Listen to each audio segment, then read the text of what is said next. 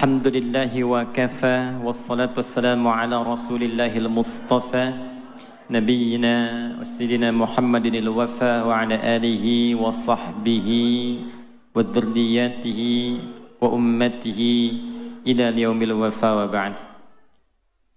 Sehat semuanya?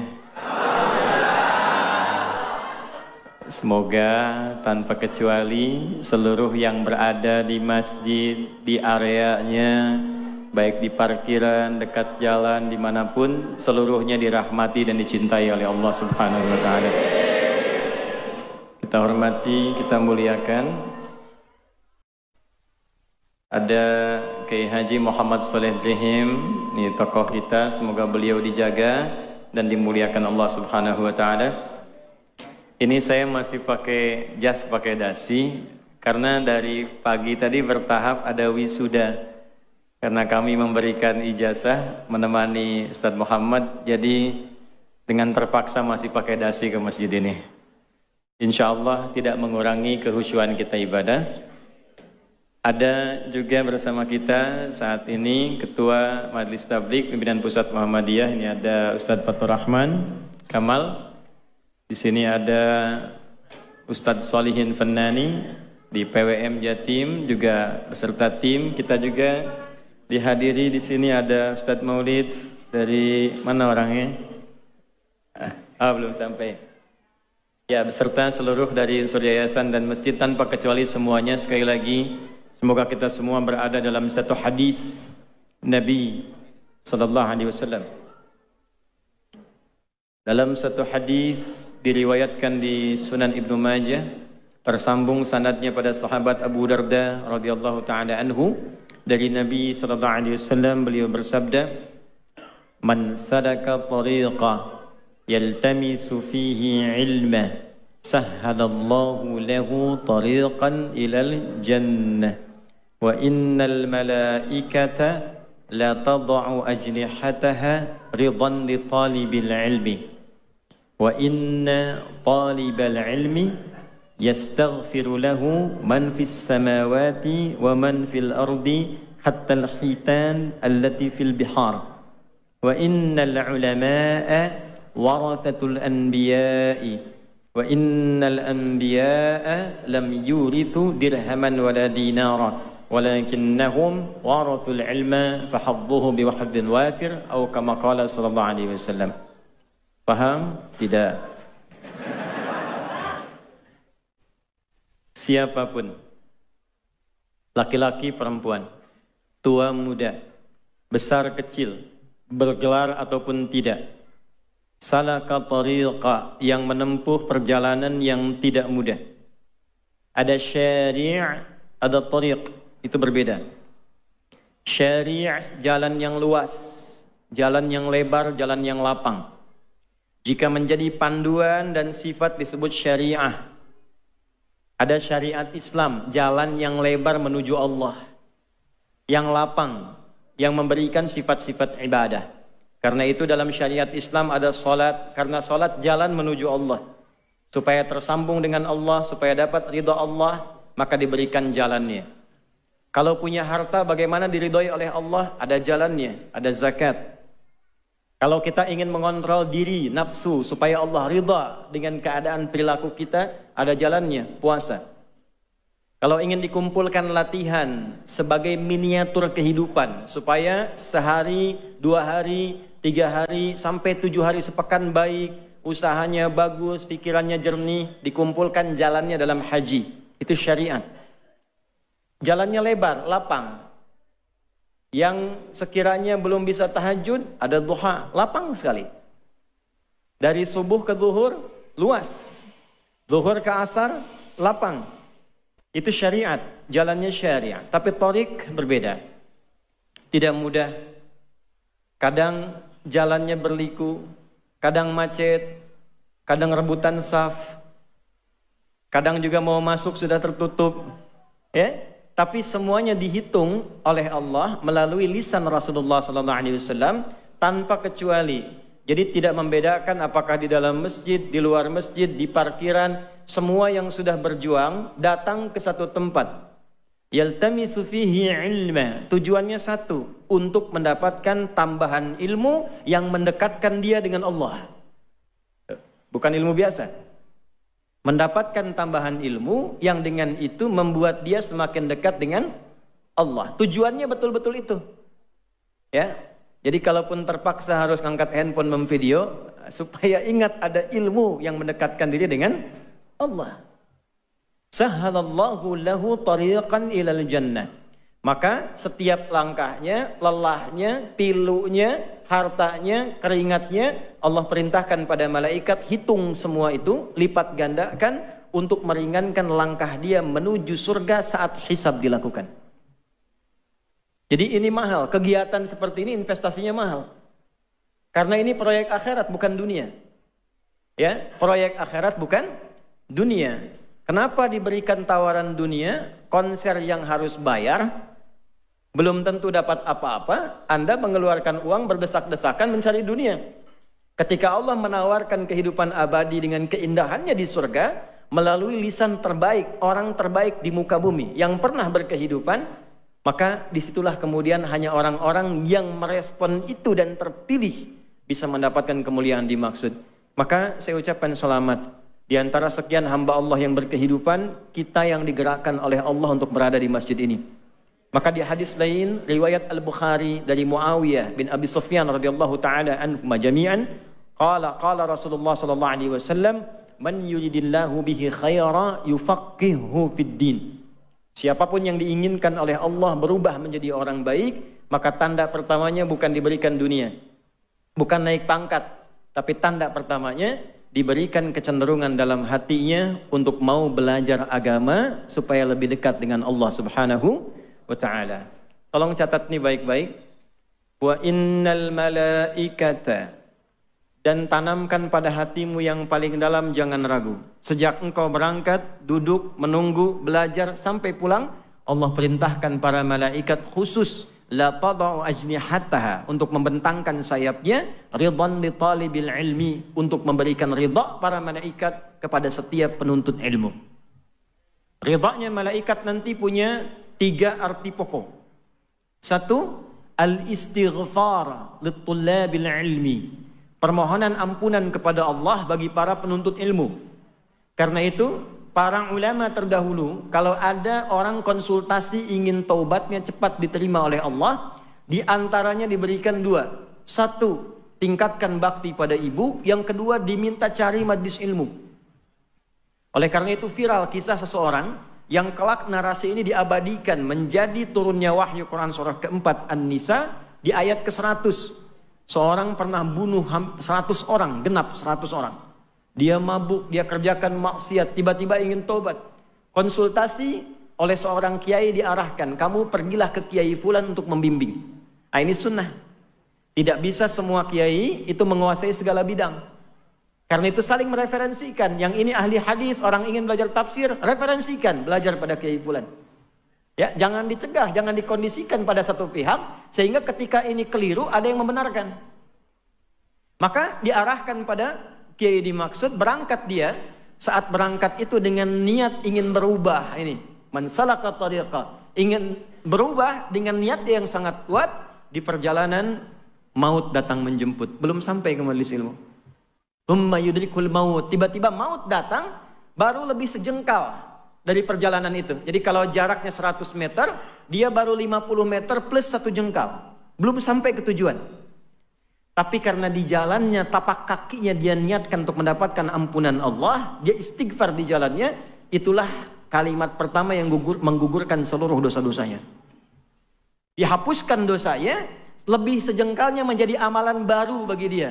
Maka taubatnya diterima, dosanya digugurkan, dan dengan amalan sejengkal dimasukkan ke dalam surga Allah Subhanahu wa ta'ala. Wa may yuhajir fi sabilillah yajid fil ardi maraghaman katsiran wa sa'ah. Wa may yakhruj min baitihi muhajiran ila Allah wa rasulih thumma yudrikul maut faqad waqa'a ajruhu 'ala Allah. Siapapun yang mau merubah dirinya, datang ke pengajian ingin merubah diri, bukan ingin update status, bukan ingin cari konten supaya nambah subscriber, tapi betul-betul ingin merubah diri supaya lebih dekat dengan Allah.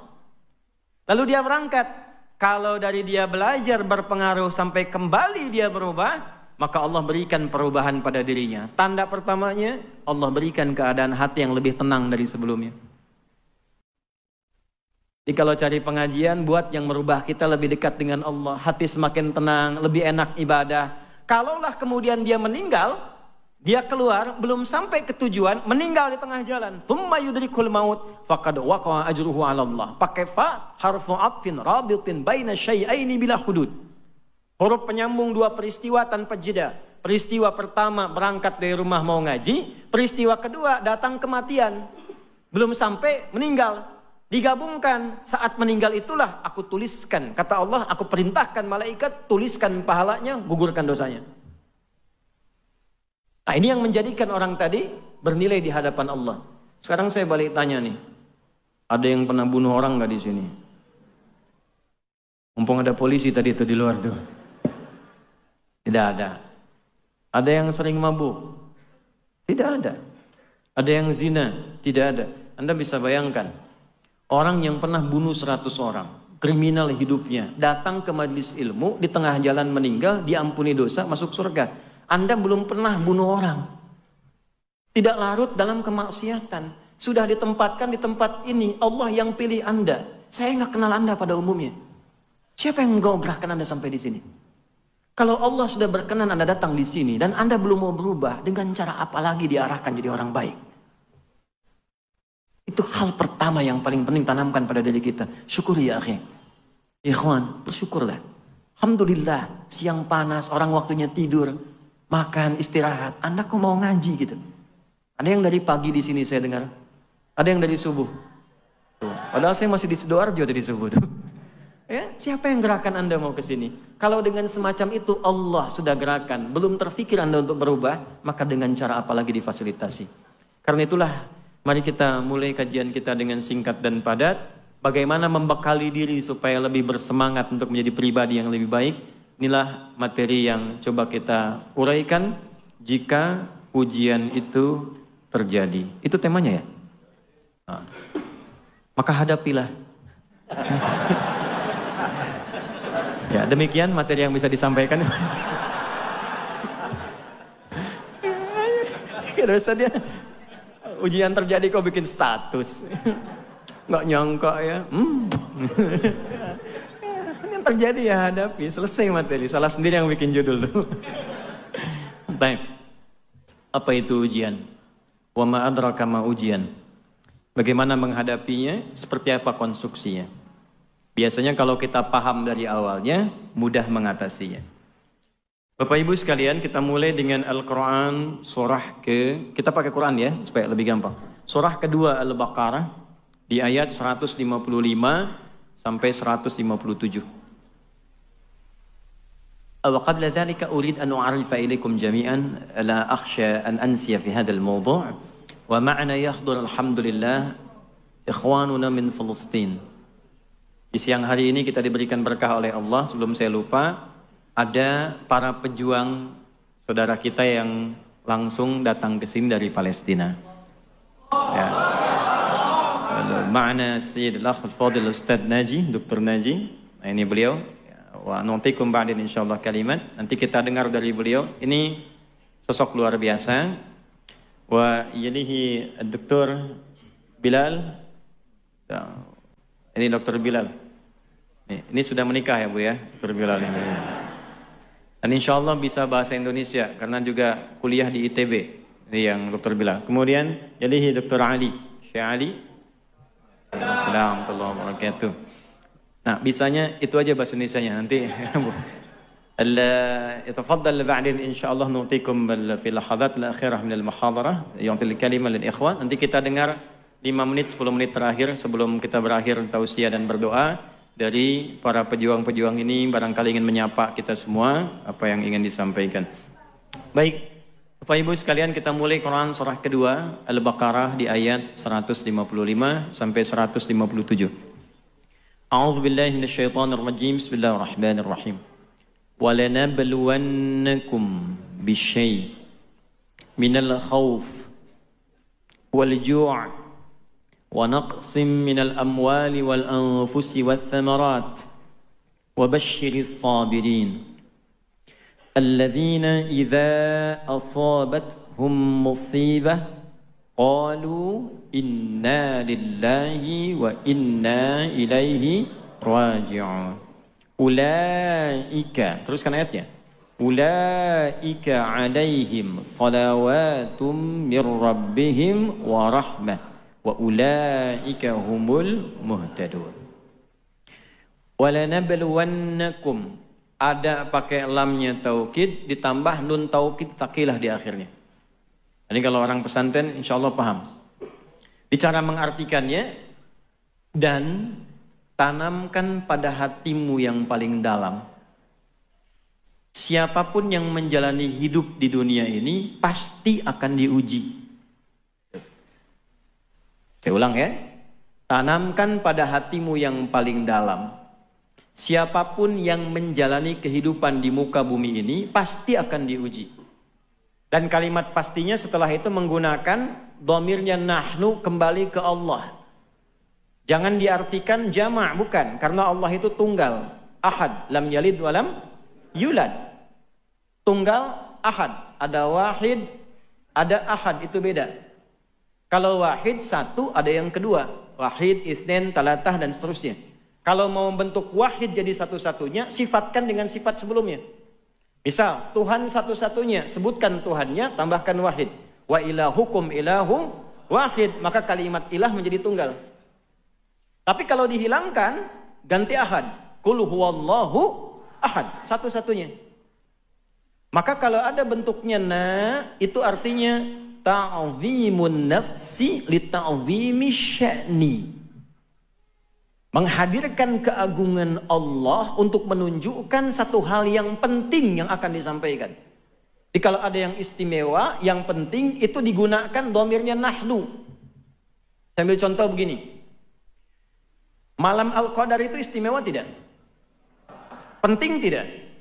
Turunnya Al-Quran begitu penting. Malamnya penting. Saking pentingnya, maka digunakan dhamirnya nahnu. Inna, Quran surah 97. Inna anzalnahu fi lailatul qadar. Inna panjang, inna pendek tambah na, asalnya begitu. Inna, na pendek, harfu nasbin wa taukidin tansibul isma wa tarfa'ul khabara mabniyun 'ala al-fathi la mahalla lahu min al-i'rabi. Paham? Tidak. Huruf yang berfungsi menguatkan, menajamkan, untuk memahamkan pada hati, tancapkan pada hatimu, jangan goyah. Yakinkan, aku tegaskan kata Allah, demi keagunganku kata Allah. Diturunkan Al-Quran itu di malam yang sangat istimewa. Jadi untuk menunjukkan keistimewaan turunnya Al-Quran, malamnya istimewa, Allah menghadirkan keagungan zatnya untuk menunjukkan itu penting. Saking pentingnya. Makanya malamnya menggunakan lailah. Jadi ada lail, ada lailah, itu berbeda. Kalau lail waktunya dari ba'da isya sampai menjelang fajar. Lail, sahar, fajar. Tapi kalau kita bicara pakai ta, itu istimewa. Lailah, ada yang istimewa di malam itu. Lail, malamnya. Jamaknya layali. Lala, lili, lela, layali, malam. Ibu leli, ibu malam-malam. Balik. Walanabluwannakum, dan demi keagungan zatku kata Allah. Aku informasikan, jangan sampai ragu. Setiap kalian yang hidup menjalani kehidupan di bumi ini pasti akan diuji. Nah, jadi persamaan pertama ini tolong dibayangkan saja ya. Biasanya suka saya tulis, tapi karena kita agak padat jadi dibayangkan. Yang hidup pasti diuji. Pengertian terbaliknya begini, pengertian terbaliknya. Fokus baik-baik. Semua orang yang hidup pasti menghadapi ujian. Pengertian terbaliknya, yang tidak diuji, yang tidak ingin hidup. Hanya orang yang sudah meninggal yang tidak diuji. Tuh. Kalau masih hidup, pasti diuji. Jadi sepanjang kita merasa hidup, pasti ada ujian. Hanya dengan meninggal, ujian selesai. Saya tanya, siapa yang tidak ingin diuji? Ayo angkat tangan. Kan alhamdulillah selesai masalah kita udah. Di sepanjang kita hidup itu pasti ada ujian. Macam-macam. Minal khauf, ada yang gelisah, khawatir. Tadi kan gelisah, ustadznya benar jadi datang nggak ya gitu. Jam berapa kajiannya dimulai kan? Ya. Wal ju', mulai lapar. Ini ada snacknya nggak ya? Gitu. Wa naqsim minal amwal, harta mulai berkurang. Yang tadinya di atas tiba-tiba Allah arahkan supaya ada penyesuaian. Ada yang kena PHK, ada yang pindah kerja. Wal anfus, yang sakit, ada yang meninggal. Wat thamarat, itu koreksi sedikit di terjemahan. Di terjemahan diartikan buah-buahan. Saya agak kurang sepakat karena kalau cuma buah-buahan, tukang sayur nggak diuji. Ya, itu pakai balaghah bacanya, pakai kiasan. Maksudnya apa? Kalau nanam buah itu kan kita nanam benihnya dulu, dirawat tumbuh, jadi pohon, jadi buah, baru dipetik. Ada yang sudah kerja keras demikian, besok mau panen, malam diambil orang. Anda yang ikut tender, hasilnya diambil orang. Anda yang usaha, hasilnya diambil orang. Itu semua bisa terjadi ya akhi. Yang kita hadapi. Wabasyiris sabirin. Nah ini yang hebat. Ini yang mau saya katakan, ini solusinya. Muhammad, berikan kabar gembira kepada orang yang sabar saat menjalani ujian itu. Di jawaban pertama, temanya, jika ujian itu datang, jawab oleh Quran, bersabarlah. Belum selesai ini, pemahamannya begini. Kalau Nabi berikan berita gembira pada kita, kitanya gembira nggak? Saya ulang ya. Kalau Nabi ngasih kabar gembira ke kita, kitanya gembira nggak? Yakin? Baik. Kalau gembira, berarti nggak boleh ada keluhan. Nggak ada orang dikasih kabar gembira mengeluh. Bapak naik pangkat. Ya, kok kenapa mesti saya? Bapak dapat uang 1 miliar. Aduh, kenapa harus sekarang? Nggak ada orang dikasih kabar gembira mengeluh. Nggak ada meratap, nggak ada marah-marah. Kan gembira, masa gembira marah? Jadi ada orang hebat, dapat ujian malah gembira. Itu gimana cara memahaminya tuh? Diuji malah gembira. Normalnya dalam tanda petik yang belum paham ilmu, diuji itu biasanya sedih. Biasanya berusaha untuk nunggu waktu, kapan semua ini akan selesai. Kenapa mesti saya ya Allah? Ya memang kamu. Ini beda, ini ada ilmunya. Kok bisa diuji tapi malah gembira? Terima kasih ya Allah, menitipkan ujiannya kepada saya bukan pada yang lain. Nah ilmunya seperti apa? Kita teruskan dulu. Alladzina idza asabathum musibah qalu inna lillahi wa inna ilaihi raji'un. Perhatikan. Ketika menyampaikan konsep ujian pakai kum. Tuh penting sampai diingatkan wung ya. Hati-hati nih. Perhatikan.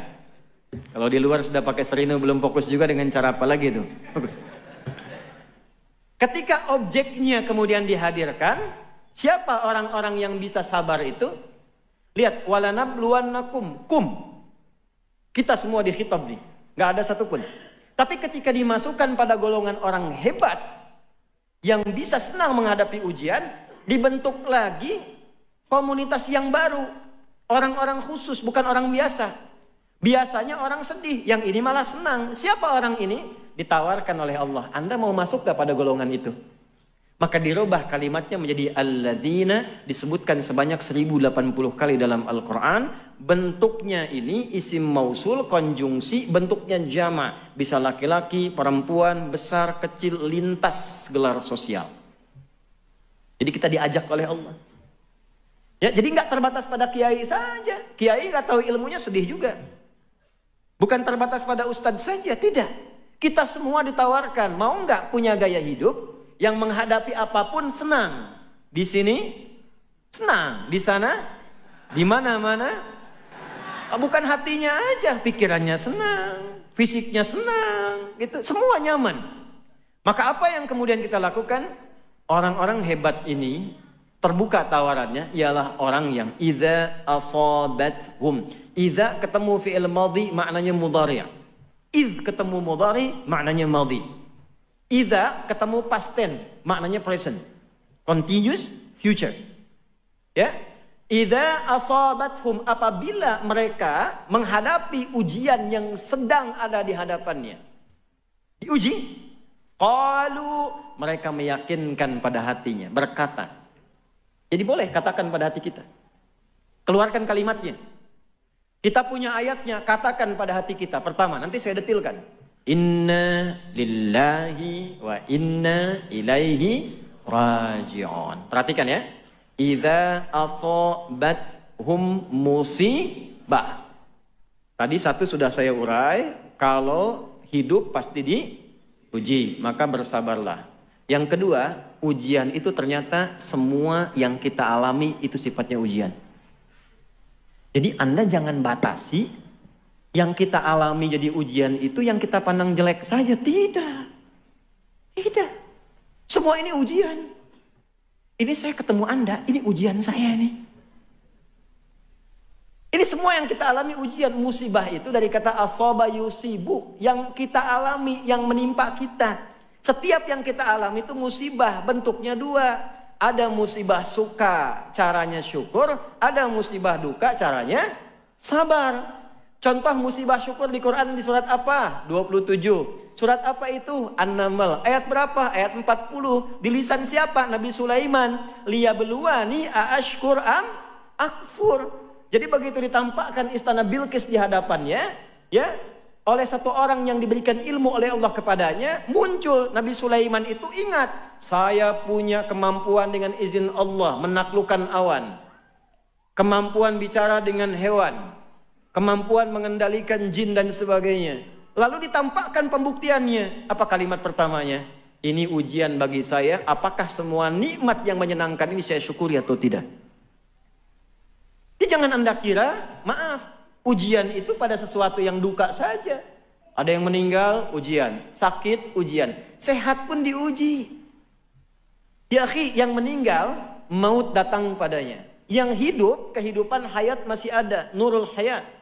Maut dan hayat itu ujian buat kita. Kalimatnya nabluwakum. Quran surat berapa? 67. Ayat berapa? Ayat kedua.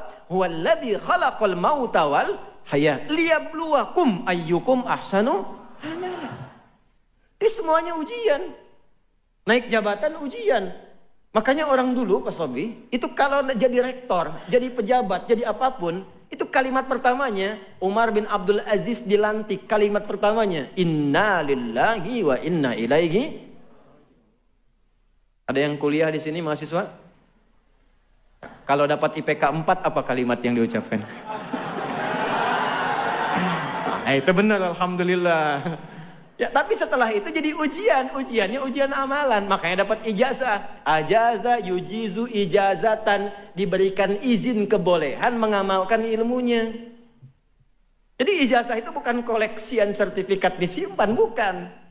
Karena dicek. Ada talaki depan gurunya. Dicek. Betul, bagus. Silahkan ngajar. Kasih ijazah. Nah ketika mengajar, ujian. Semuanya diuji. Anda kesini pakai kendaraan, mobil, motor, macam-macam, itu ujian. Dihisab nanti tuh. Betul, dihisab itu. Makanya kalau Allah uji dengan benda apapun, pakai ibadah dulu. Dikasih Ferrari, subuhan dulu. Pakai ke masjid. Jadi pas dihisab ringan. Ini saya ikuti tuh pola itu tuh. Jadi kalau ada apapun Allah titipkan, saya ada baju nih. Dihadiahkan oleh Allah lewat tangan tertentu. Saya pakai sholat dulu tuh. Pakai sholat dulu. Jadi kalau dihisab enak. Ya di hidayat dari mana engkau dapatkan? Ya Allah, engkau maha tahu dengan segalanya. Si fulan memberikan hadiah dengan izinmu. Kemana engkau gunakan? Ya Allah, dipakai sholat. Gampang. Bajunya dikonfirmasi benar. Ya Allah, saya dipakai sholat di Masjid Nurul Hayat, Masjid As-Salam dan sebagainya. Nah, ini bikin sepekan sebelum acara. Dijahit di tempat bagus, dapat baju baru, dipakai kondangan. Salah? Tidak. Cuma dihisab. Tidak salah. Pulang dari sini, ibu ya, bu. Nah, ibu pulang dari sini, nanti buka pintu lemari baju, cek satu-satu. Mana yang belum pernah dipakai ibadah. Antum sama itu. Ya, sendal, motor, mobil itu ditanya. Nah itu ujian. Ya, jika ujian itu terjadi, nah kan, maka bermuhasabahlah. Satu kan sabar, kedua muhasabah. Jadi jangan pahami dan batasi persempit ujian itu pada aspek duka saja. Begitu meninggal, innalillahi. Hidup pun innalillah. Karena kalimatnya hidup kita itu diuji oleh Allah, meninggal pun kita kembali kepada siapa? Nah ini konsep yang kedua dulu. Sampai sini dulu. Kalau sudah paham ini, maka semua netral. Ajaban li amril mu'min. Ujian tuh. Sungguh mengagumkan perkara orang beriman itu. Apabila ditimpa sukacita syakara, dia bersyukur caranya. Apabila ditimpa duka cita sabara, dia bersabar. Jadi bagi orang beriman semua netral. Ada uang, alhamdulillah. Belum ada uang, ujian, sama. Makan gak makan asal syukur. Kumpul aja. Syukur kita, syukur alhamdulillah. Alhamdulillah. Itu ya kalimat itu mahal sekali. Gak bisa dibeli itu. Kalimat syukur itu gak bisa dibeli. Itu hanya bisa dilatih dengan kemuliaan-kemuliaan. Nah sekarang, mari kita pelajari teknisnya bagaimana melahirkan sikap seperti itu. Bagaimana supaya saat mendapat ujian, kita punya satu kemampuan yang dibimbing oleh Al-Quran, supaya bisa menerima itu dengan kebahagiaan. Nah sekarang kita mulai dari ujian sabar dulu, karena biasanya ini yang paling tidak mudah dilalui. Pekerjaan tadinya lancar tiba-tiba hilang. Ya kan? Sakit. Cicilan belum lunas. Dikejar pinjol. Dan turunan-turunan lainnya. Yuk kita pindah teknisnya.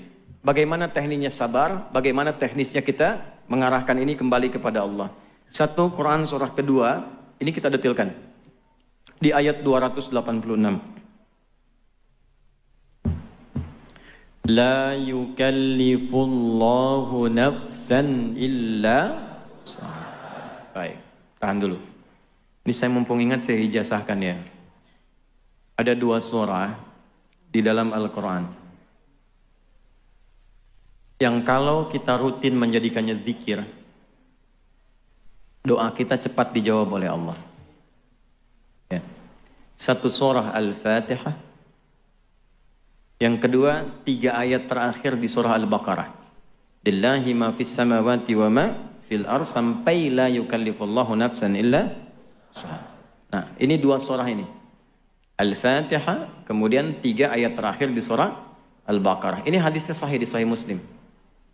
Nanti ada surah-surah lain. Nanti lain waktu kalau masih panjang waktunya, di kesempatan lain kita khusus membahas misalnya surah keutamaan surah tertentu dalam Al-Quran. Saya kembalikan dulu. La yukallifullahu nafsan illa wus'aha. Tidak mungkin Allah itu menguji seorang hamba di luar batas kemampuannya. Tanamkan itu dulu. Tidak mungkin Allah menguji seorang hamba di luar batas kemampuannya. Kita sederhanakan bahasanya. Tidak mungkin Allah menguji kalau Anda tidak mampu. Jadi kita hidup pasti diuji. Nah, ujian yang Allah berikan kepada kita itu diberikan ketika kita dipandang mampu. Kalau nggak mampu nggak akan diuji. Jadi kalau Anda sekarang punya masalah, ibu seberat apapun, itu artinya ibu dinilai mampu, Adi Hidayat tidak mampu. Karena itu ujian yang Anda alami tidak diberikan kepada saya, kepada Anda karena Anda dinilai mampu. Kalau nggak mampu nggak akan dikasih. Itu harus yakin. Makanya kita baca Quran pertama pakai iman. Kalau nggak pakai iman susah. Quran itu perlu pakai iman. Dibuka dengan kalimat iman. Untuk menguatkan iman. Jadi yakinkan dulu pada diri kita. Setelah yakin tanamkan. Motivasi diri kita. Tidak mungkin saya diuji kalau saya nggak mampu. Itu. Bikin status kalau dalam bahasa kita, pasti bisa, pasti bisa, pasti bisa. Allah pilih saya karena saya mampu. Nggak mungkin diuji kalau nggak mampu. Tanamkan dulu itu. Nah ini bagian pertamanya. Dan kalau Allah percaya, Anda nggak boleh ragu. Yang nitipkan Allah bukan saya, bukan yang lain. Ini bagian satu. Ya, jadi apapun yang kita alami dalam hidup, kalau sudah ditakdirkan kita menjalani itu, artinya kita mampu menyelesaikannya. 1. 2, pindah sebentar. Suka berdoa nggak? Suka. Kan biasanya pengen sukses ya, pengen lancar ya, pengen baik ya.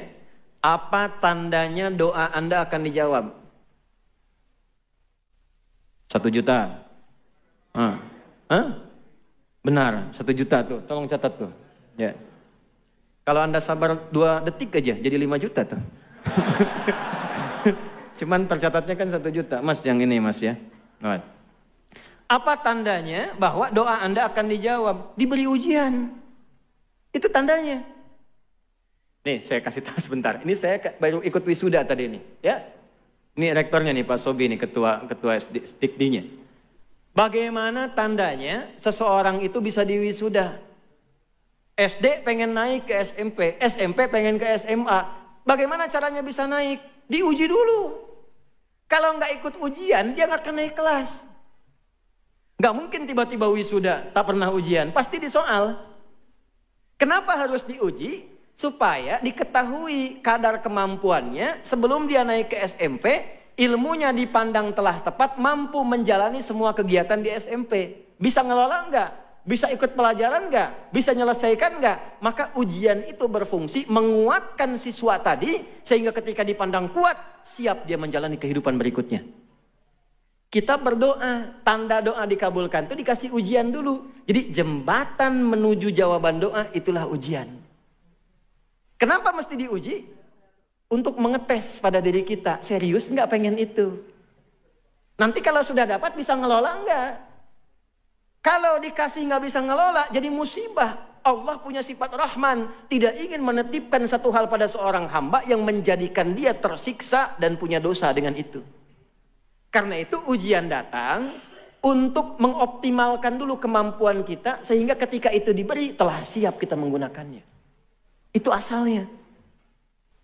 Jadi ketika Anda mengalami ujian, itu hasil doa Anda. Anda sendiri yang minta.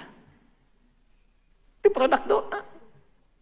Ya Allah, saya ingin begini, begini, begini. Datang ujian. Kenapa mesti saya ya Allah? Kan kamu tadi yang minta.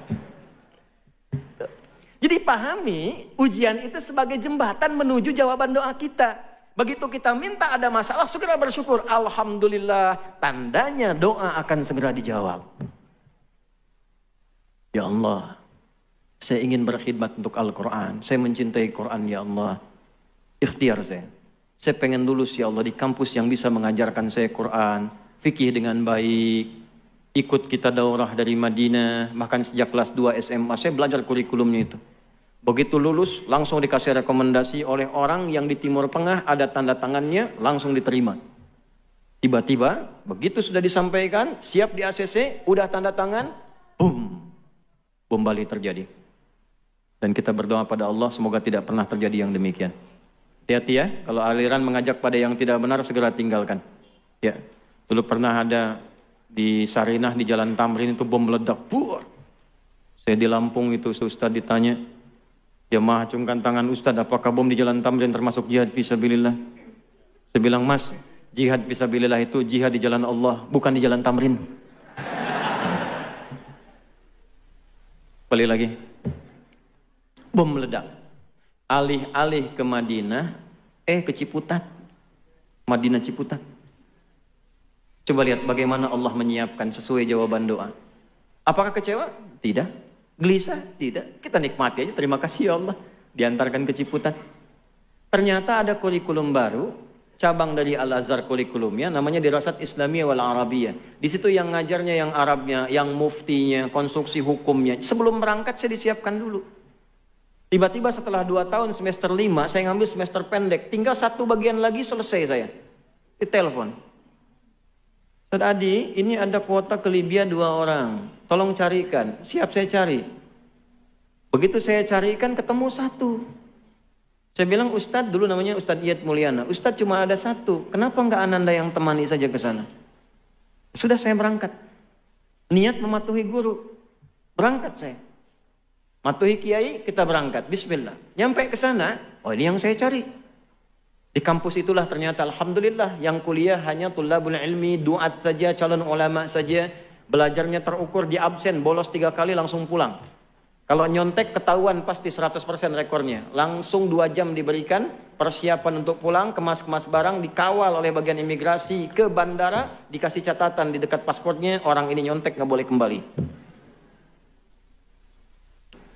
Harap-harap ke Madinah, berangkatnya ke Tripoli. Ternyata mazhab pertama di Madinah itu kan Maliki. Imam Malik itu imam Darul Hijrah, lahir di Madinah, tumbuh di Madinah, wafat di Madinah. Mazhabnya Maliki, Darul Hijrah.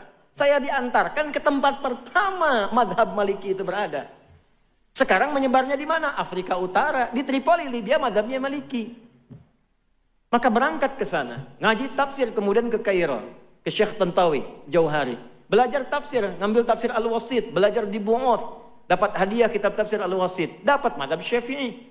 Belajar dengan Syekh Wahbah Zuhaili, lalu ngambil Maliki, ngambil Syafi'i. Ternyata dari situ diberangkatkan juga ke Saudi.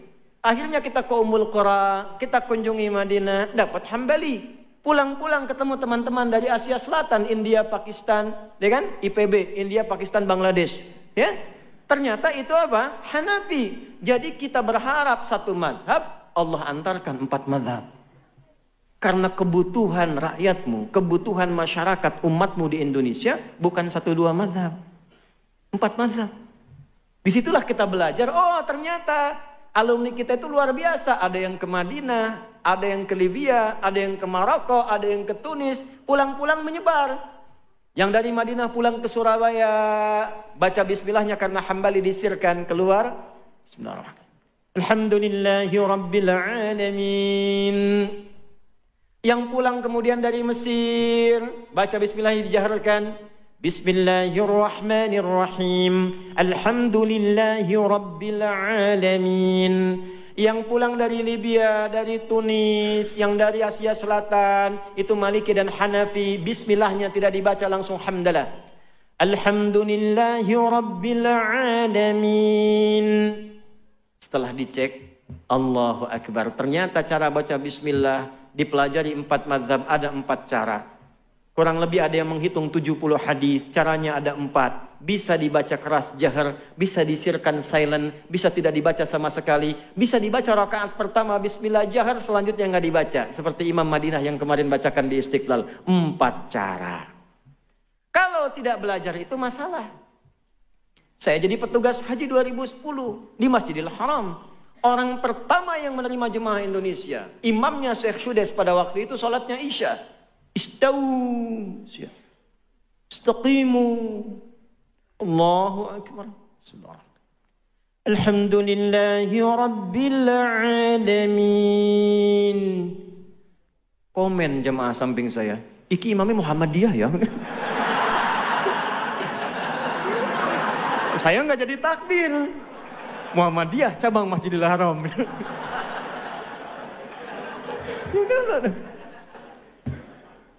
Nah itu jadi penting. Ketika ilmu itu ada, punya keyakinan, kenapa saya diberangkatkan itu? Oh saya baru paham, ini maksudnya. Jadi jangan sampai terjadi perpecahan karena masalah-masalah kecil. Ini kunut. Allahumma hadina fiman hadait. NU nih. Enggak kunut. Muhammadiyah nih. Zaman Nabi Muhammadiyah belum ada, NU belum ada, yang kunut ada dalilnya. Yang tidak kunut ada dalilnya. Yang salah yang tidak sholat subuh. Sehingga jangan sampai terjadi. Kalau sudah paham ilmunya, tahu hadisnya. Yang biasa nggak kunut, tiba-tiba imamnya kunut. Kata Syekh Utsaimin, aminkan walaupun dia tidak kunut. Allahumma hdina fiman hadait. Amin. Kalau nggak tahu ilmu bahaya. Allahumma hdina fiman hadait. Bid'ah. Repot. Yang biasa kunut datang ke masjid, di masjid itu nggak kunut. Jangan dipaksa kunut. Ikuti Innama ju'ilal imamu liyutamma bihi. Imam dijadikan untuk diikuti. Faqiraatul imam qiraatul ma'mum. Bacaan imam sudah mencakup makmum. Kalau sudah sami'allahu liman hamida rabbana walakal hamd, tidak kunut dia, langsung sujud, ikut sujud. Sudah salam, salam, tidak perlu sujud sahwi. Itu gambaran. Kalau seperti itu paham. Inilah hikmahnya. Oh, saya paham kenapa saya diberangkatkan ke sini. Mengerti kita. 1, 2, 3 persoalan. Jadi akhirnya pelan-pelan kita terangkan, kita buka. Walaupun kadang resikonya juga bid'ah juga nanti. Ya. Kenapa? Kita pahami, oh mungkin belum sampai bacaannya. Sampai di situ, itulah tasarruf. Nah ujian juga begitu. Anda bisa beda-beda. Semua orang beda, cuman substansinya sama. Diuji. Pebisnis diuji. Udah jualan pagi sampai malam belum ada yang beli. Ulama juga begitu. Sekolah jauh-jauh, begitu pengajian gak ada yang datang. Bisa terjadi, semuanya sama. Tapi singkatnya ujian. Tidak mungkin diuji kalau tidak mampu. Bikin catatan dari sekarang. Kalau Anda mengalami ujian, alhamdulillah, saya dinilai mampu oleh Allah. Tulis. Tapi jangan terlalu GR bikin status. Memang cuma saya yang mampu, yang lain tidak. Terima kasih ya Allah. Ada kerjaan tuh. Ya. Belum selesai sampai situ, karena ujiannya akan dijalani. Nah kemudian bagaimana prakteknya? Sudah ada itu, ada semangat. Maka pindah ke Quran surah Al-Insyirah. Surah 94. Alam nashrah wa wada'na alladhi anqadha dhahrak wa rafa'na fa inna ma'al fa idza wa ila. Apa artinya insyirah? Lapangan. Bagus. Kalau nggak ada hadiahnya semua pengen jawab cepat tuh. Memang luar biasa. Insyirah itu sesuatu yang lapang dan luas, lebar. Kenapa surat ini muncul? Al-ibratu bi umumil lafdhi la bi khususis sababi. Tidak khusus saja kisah tentang asbabun nuzulnya, tapi pesan besarnya keumuman lafadznya untuk kita. Perhatikan baik-baik, ini poin pentingnya. Bapak Ibu sekalian, ketika kita diuji, kunci paling besar perannya ada di sini, di hati. Ini yang mengendalikan. Fisik kita hanya mengeksekusi. Kalau hatinya bagus, semua ujian itu ringan. Tapi kalau hatinya jelek dan sempit, sekecil apapun ujian terasa besar. Maka ayat ini ingin memberikan satu panduan kepada kita, lapangkan hatimu di setiap saat, sehingga masalah apapun yang dihadapi jadi kecil. Anak muda datang kepada seorang kiai konsultasi. Saya sampaikan kisah ini pada presiden di masa lalu ketika sedang gundah. Dan ikut tausiah saya sampaikan, alhamdulillah setelah itu cerah. Fadilah Quran. Datang seorang anak muda ke seorang kiai, kusut wajahnya. Dia ingin mengadukan masalah. Dibawalah oleh kiai itu ke satu danau yang lapang. Kiainya bawa gelas, bawa garam. Jadi yang satu bawa gelas, satu bawa garam, satu genggaman. Sudah tiba di samping, kata kiai itu, coba ambil air dari danau itu, ambil. Lalu diisi oleh kiai itu dengan setengah genggam dari garam. Minum. Wah, itu asin, minum dulu. Begitu diminum, betul asin. Dia muntahkan airnya. Lalu yang kedua, sisa setengah garam itu dilemparkan oleh kiai tadi ke danau tadi, yang airnya segar. Sekarang ambil lagi yang baru, diambil, minum. Bagaimana rasanya? Segar. Itulah keadaan hatimu. Kalau hatimu hanya sesempit cawan ini, maka masalah kecil pun akan terasa besar, seperti garam sedikit pun terasa asin. Tapi kalau engkau lapangkan hatimu seluas danau ini, maka yang besar akan terasa kecil, yang hilang pun, yang kecil pun hilang begitu saja. Nah, sekarang bacakan ayatnya. Alam nashrah laka sadrak. Hei, tolong tempatkan ayat itu kepada diri kita. Walaupun konteksnya waktu itu ke Nabi Muhammad. Bawa ke dalam diri kita. Misal, Asep ada di sini? Ada. Doni? Cecep, Firman? Ada semua ya? Ganti yang nggak ada. Ini pasti nggak ada nih. Suneo. Pasti nggak ada ya? Misal Suneo nih diuji. Katakan pada hatinya, alam nashrah laka sadrak. Hei Suneo. Udah, jangan ketawa dulu. Ganti saya aja deh, Adi. Hei Adi Hidayat. Bukankah aku sudah buat hatimu lapang? Kenapa engkau kecilkan? Aku sudah ciptakan hatimu itu luas untuk menghadapi setiap masalah. Kenapa engkau jadikan kecil sehingga engkau tidak mudah menghadapi masalah? Ya akhi, hati kita ini diciptakan oleh Allah walaupun kecil, isinya lapang. Untuk apa? Memudahkan semua masalah dihadapi. Bahasa bebasnya begini, saya sudah lapangkan, kenapa engkau sempitkan? Sehingga masalah yang bisa engkau alami dengan mudah itu menjadi berat. Bukan karena berat masalahnya, tapi karena sempit hatinya. Alladzi kalau dhahrak, itu yang membuat kita itu berat dari ujung kepala sampai ujung kaki. Kepikiran, dikasih ayam gak mau. Kenapa gak dimakan? Ayam belum digoreng. Jalan gelap gitu. Padahal harta masih ada. Cuman karena satu masalah. Alam nashrah laka sadrak wa wada'na anka wizrak. Dulu itu engkau punya banyak masalah. Aku selesaikan. Ini Anda berapa tahun? 20 tahun, 30 tahun, 40 tahun. Bukankah sepanjang hidup? Alhamdulillah, kita sudah mengalami banyak masalah. Kalau dikumpulkan, kalau mau tahu, setiap punya masalah catat satu-satu. Supaya Anda tahu berapa masalah yang sudah Anda hadapi selama hidup. Ini sampai sekarang, ratusan ribu, jutaan masalah sudah kita hadapi. Allah sudah lapangkan hati kita, diselesaikan. Kenapa yang ribuan masalah yang lalu kita selesai nyaman, dengan satu masalah kita merasa berat? Aku sudah lapangkan hatimu, sehingga ribuan masalah di masa lalu bisa selesai. Kenapa dengan satu masalah yang sekarang engkau begitu berat? Barangkali engkau sempitkan hatimu itu. Secara psikologi kalau sekarang punya masalah, lihat masa lalu. Yang dulu aja selesai, masa yang sekarang nggak selesai. Nah itu maksudnya. Katakan. Wa wada'na anka wizrak alladhi anqadha dhahrak wa rafa'na. Dulu kamu sukses, nggak inget ya? Dulu kamu hebat. Ketika hatimu lapang, kamu sukses. Kenapa engkau harus tidak belajar dari peristiwa dulu? Apakah sukses tiba-tiba begitu saja sukses? Kan ada tahapannya. Yang ini pun aku akan antarkan kepada yang lebih tinggi lagi ketika engkau lapangkan keadaan hatimu. Tanya balik dong, belum selesai. Caranya gimana ya Allah supaya lapang? Inna ma'al usri, fa inna ma'al usri. Nah, rumus nahunya pakai. Inna, yakinkan pada hatimu yang paling dalam. Katakan. Di balik segala kesulitan pasti ada Tuh, lihat sini. Saya bahas dua bagian. Ini masih ada waktu nggak? Alhamdulillah. Tenang. Insya Allah. Sampai jam berapa? Sepakat ya?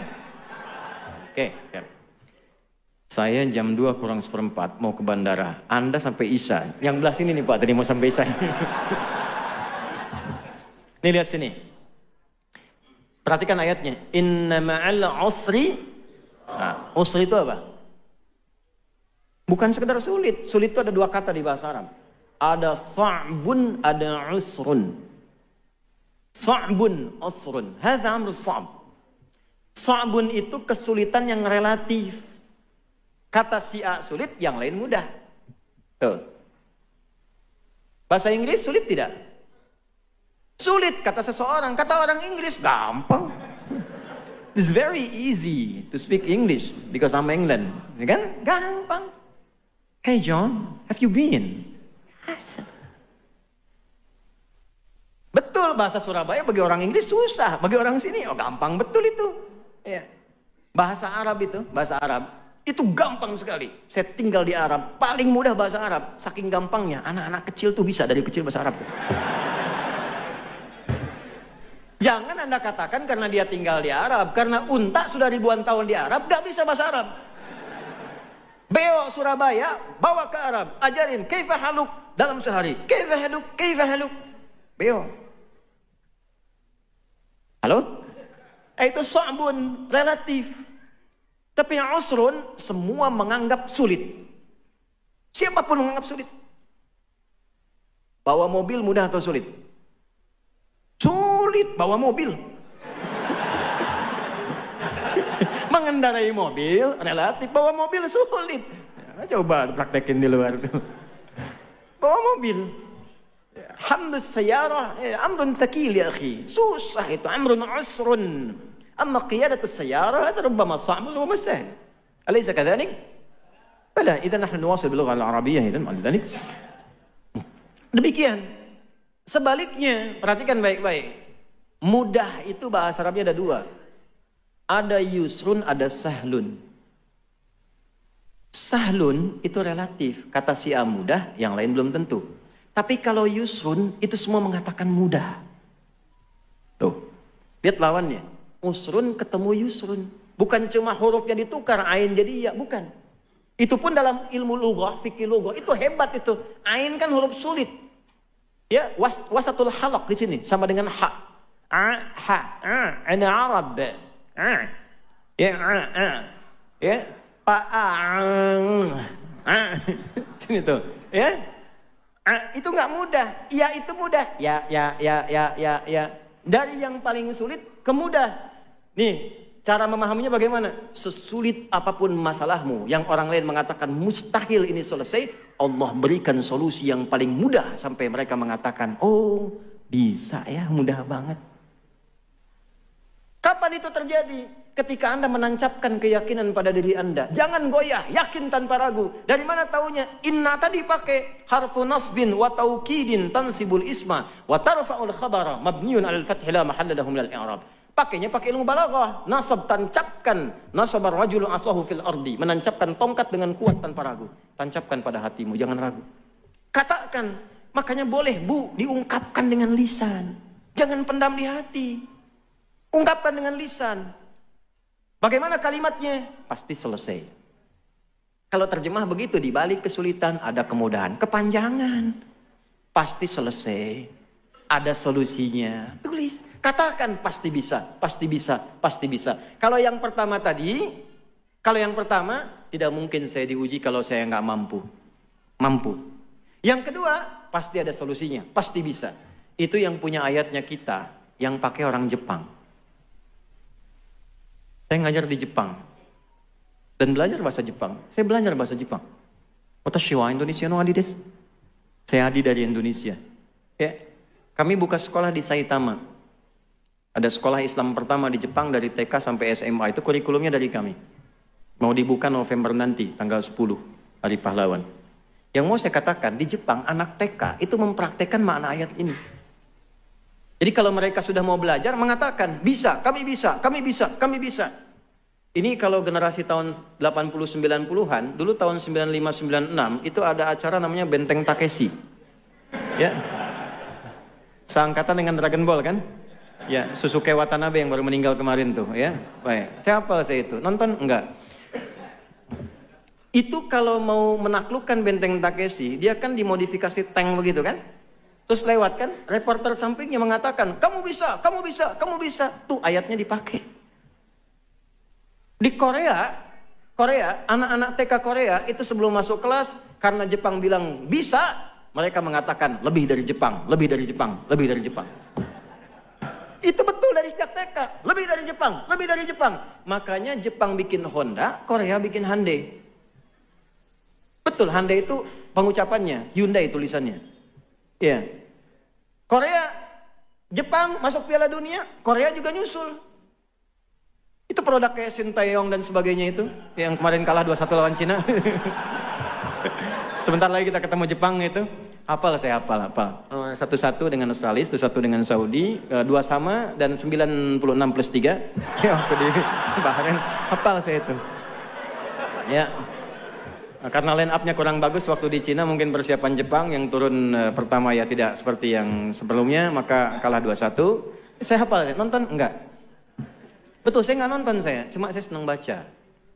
Senang baca, lihat supaya aktual dalam dakwanya. Sir Alex Ferguson baru dipecat, saya tahu. Anda belum tentu tahu tuh. Sir Alex Ferguson tuh duta MU untuk global. Kemarin baru dipecat karena gajinya kemahalan. 33 juta itu pound setahun, kemahalan. Dipecat beliau, kemudian Eric Cantona marah tuh kemarin tuh. Apa saya? Nonton? Enggak. Kenapa ke situ? Balik lagi ya. Nah, katakan pada diri kita itu, saya mampu, saya bisa, ini pasti selesai. Katakan. Supaya termotivasi. Nah, nanti setelah itu, jangan sampai di situ aja. Pasti bisa, pasti bisa. Tapi nggak ada ikhtiarnya, ya tetap nggak akan selesai. Fa'idha faraghta. Nah, mitigasi masalahnya apa sih sebetulnya? Kenapa ini sulit sekali? Apa masalahnya? Apakah masalah fisikal, intelektual, atau spiritual? Ini kok kerja susah sekali, melamar sudah kemana-mana. Tolak lagi, coba dicek. Mungkin bukan kurang pintar. Mungkin bukan kurang muter, kurang usaha. Mungkin kurang dekat sama Allah.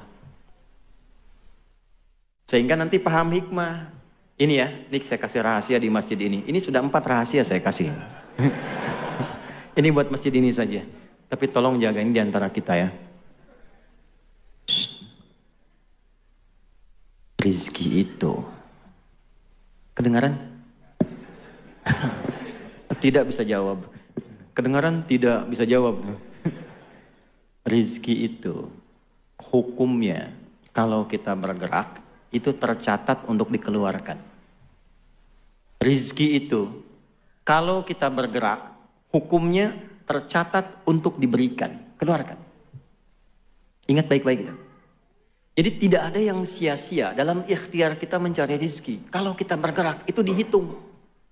Perkara diberikannya kapan, nanti Allah sesuaikan dengan maslahat kita. Makanya kenapa sering Anda ikhtiar, nggak dapat-dapat, begitu dapat agak lama jadi banyak. Itu akumulasi dari awal sampai hari itu. Itu rumus. Itu ada rumusnya di Quran, surah ke-51. Di ayat ke-22. Wa fis samai rizqukum wa ma tu'adun.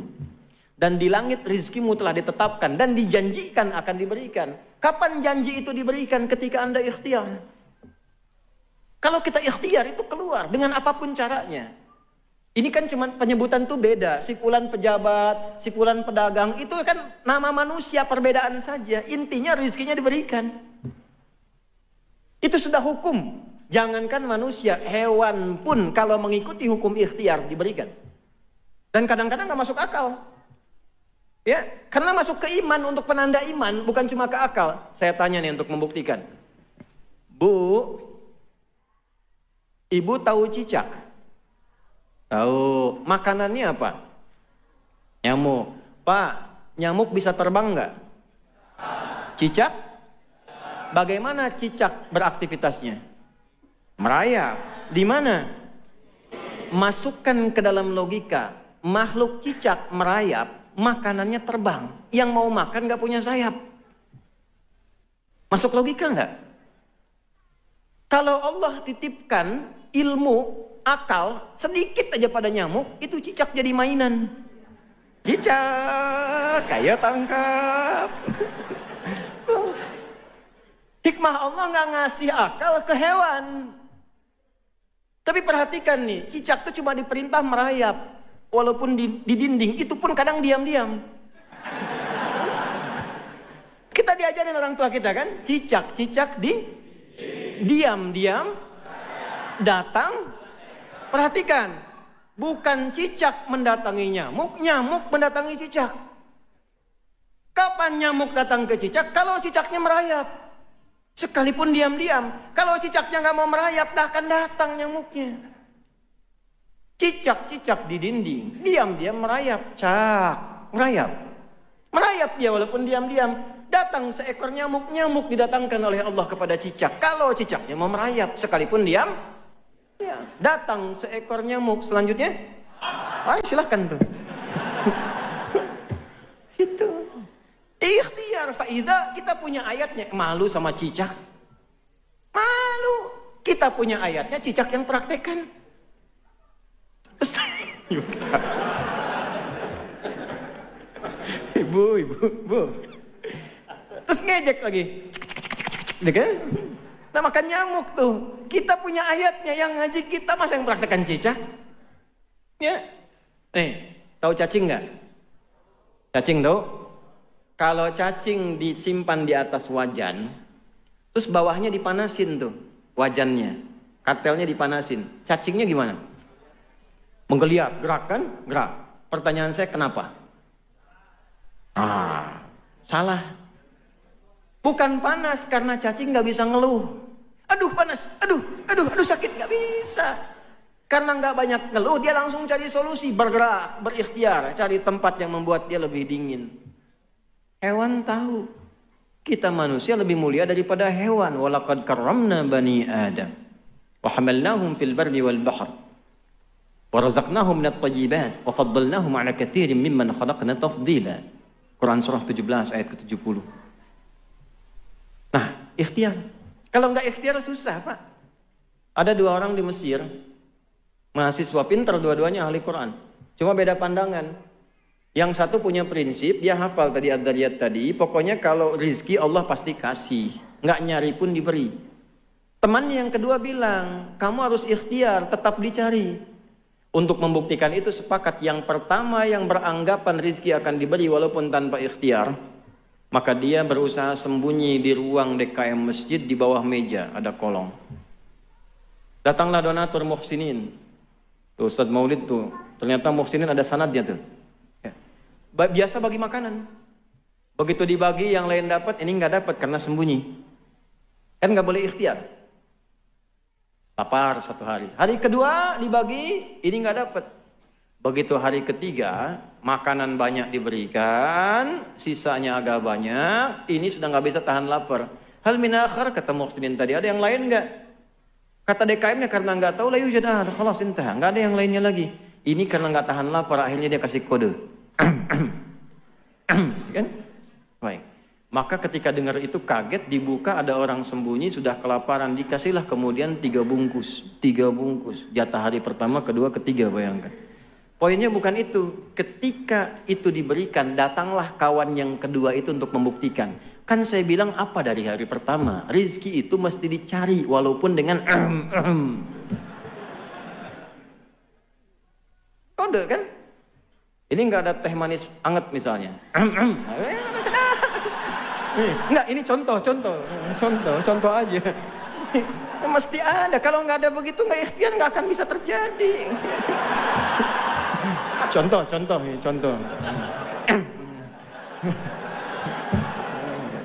Nah itu.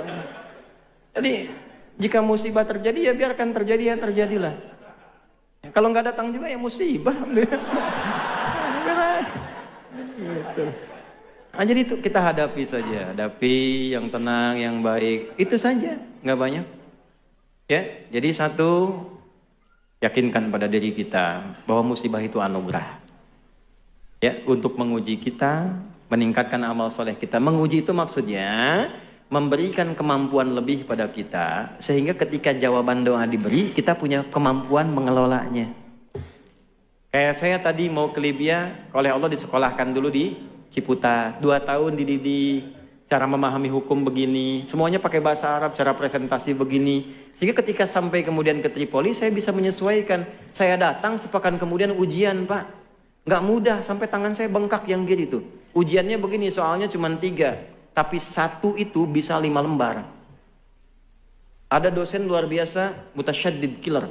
Setiap mau jawab mesti nulis Asmaul Husna 99 dengan maknanya, dengan hadisnya, dengan tafsirnya, baru jawab soalnya. Itu kalau sudah mata pelajaran akidah itu, ini bengkak ini. Sepekan. Tapi dapat mumtaz saya. Mumtaz ma'asyaraf itu. Fadilahnya apa? Yang tadi disiapkan dulu. Kalaulah tidak disiapkan dulu tadi, nggak mungkin kemudian bisa mendapatkan tambahan bekal pengetahuan. Seperti itu memahaminya. Kalau belum dapat, ya bukan karena belum jodoh, tapi saya disiapkan ke arah yang lebih baik. Ya, kalau lamaran ternyata ditolak, bukan ini yang terbaik untuk saya. Allah siapkan lebih baik daripada yang ini. Saya tunjukkan padamu setelah saya menikah nanti. Nah, gitu, selalu ada hikmahnya. Ya, tapi ikhtiar yang terbaik. Quran disiapkan. Sekarang kan musim Quran tuh. Ya, kan sekarang lamaran tuh banyak menggunakan syarat hafalan Quran tuh. Saya beberapa kali jadi saksi nikah, khatib khutbah nikah, itu beberapa meminta pada calonnya untuk bacakan Quran. Bukan syarat, tapi hanya pelengkap, cuma menjadi satu pelengkap utama untuk bolehnya nikah oleh perempuannya itu. Tapi boleh juga Pak, nanti kalau ada punya anak perempuan yang muda-muda yang belum nikah datang, kasih. Ya, hafalannya berapa juz?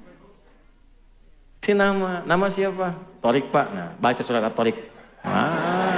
Gitu. Gitu kan? Ada yang kedua, nama siapa? Nah, Anas Pak.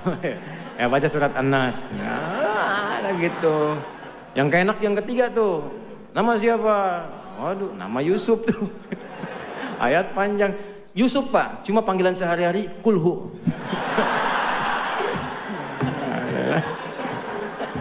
Ya itu ya yang kita kaji hari ini. Amanat saya 2. 1, jaga sholat. Saya mohon kalau bisa saling mendoakan, upayakan tahajud.